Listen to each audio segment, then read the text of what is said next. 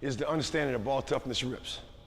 Okay? Now, what that simply means is when I have this basketball and I can't put this ball down to pound it, dribble it, make moves, go ISO, this person's in my face, they're D'ing me up. I talked about this a video ago about being at a 2, where let's say this person's a shooter, so they're all into you, they're bellying up, or 1, I'm sorry, they're all into you, right? They're in a 1 situation, right? You can't really move. You gotta learn how to move this basketball, get those hands off of you. They're hand checking. You have a app for that. I call it, you got an app for it, right? And the app is ball toughness rip.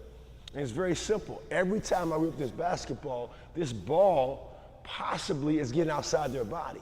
But I'm doing it strategically below my knees. And here's a quick saying. If I can get the ball below my knees, I can get the ball outside the defense. And it's so quick and subtle, you don't realize that ball's outside of that body. And then what goes with that and progression for me is I'm teaching this as far as mentality. As soon as the ball goes below our knee and the ball goes outside the D, we actually go that route. I am now going south to go by that defender. That defender cuts me off, very simple. I see their chest, I counter. I go as deep as I need to go, and then I make a counter move, and whichever one I want to make. If I make that sweep move and I don't see their chest, we just continue to go south, okay? So we're gonna work on some rollouts, ball toughness rips to the basket, but first let me show you how I work on them. So what I do is I break it down. We'll catch the basketball for 10 seconds, we'll go hard. Again, I call this extending to bending. The ball's close to the body, right? My arm bar is up in front of the basketball. My backhand, you'll see my elbow under my shoulder. I have this L formation, right? Because I want the ball to be located at my hip pocket area. So the ball is located, you can imagine, see me turned around, right? I'm facing the game, my eyes are on the net, and my elbow's back. So I can continue to do that same motion over and over. Again, I'm in the same situation, right? Elbows on the shoulder, right?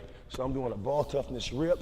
As I rip the basketball, nice and low, almost like I'm scrubbing the floor, okay? I do a little Kobe. Sometimes Kobe will put the ball between his legs, right? I can go overhead rip, violent rips, right? I'm not going passive, I'm going very violently as I move, right? I'll do a freestyle where I would not transfer the ball down the middle. Overhead, below knees. Because the defender loves to play defense, what I call a strike zone. Shoulders to the top of the knees. But they don't like to get down here where they gotta reach or come straight up, okay? So then in a freestyle situation, we're just moving. We're not just kind of doing the same thing, right? 15 seconds of freestyle, so we get used to it. Then I'll do rollouts. I roll the ball out, jump stop, pivot, hard rip, get the hands off of you. They're hand checking you, right? Roll out, catch it, hard rip, get the hands off you. So now I go live, catch it, turn, might be high, all positive steps. Nothing's negative, all positive steps. Low rip, attack basket, go finish it. Roll out, hands off, go, whatever it might be, on a counter situation, right?